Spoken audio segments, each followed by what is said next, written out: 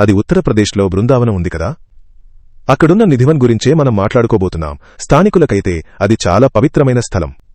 వాళ్ల నమ్మకమేంటంటే ప్రతి రాత్రి శ్రీకృష్ణుడు రాధతో కలిసి అక్కడే రాసలీల ఆడతాడట. అందుకే సాయంత్రం 6 దాటిందంటే చాలు, మనుషులు కాదు కదా, పక్షులు, జంతువులు కూడా అక్కడుండవు. దీని వెనుక ఒక స్థల పురాణం కూడా ఉంది.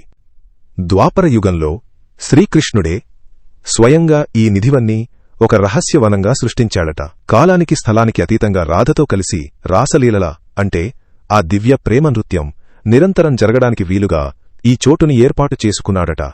అందుకే కృష్ణుడి ఆత్మ ఇప్పటికీ నిధివన్ను వదిలి వెళ్లలేదని నమ్ముతారు. అక్కడి చెట్లు కూడా చాలా విచిత్రంగా ఉంటాయి. పొట్టిగా, వంకరటింకరగా. ఇంకో వింత ఏంటంటే ఎప్పుడు జంటలుగానే పెరుగుతాయి. దాని గురించి స్థానికులు చెప్పే కథనం ఇంకా భలే ఉంటుంది. ఈ రహస్యాల గురించి మీకు ఏమైనా తెలుసా? కామెంట్ చేయండి. పూర్తి వీడియోను నా ఛానల్లో చూడండి.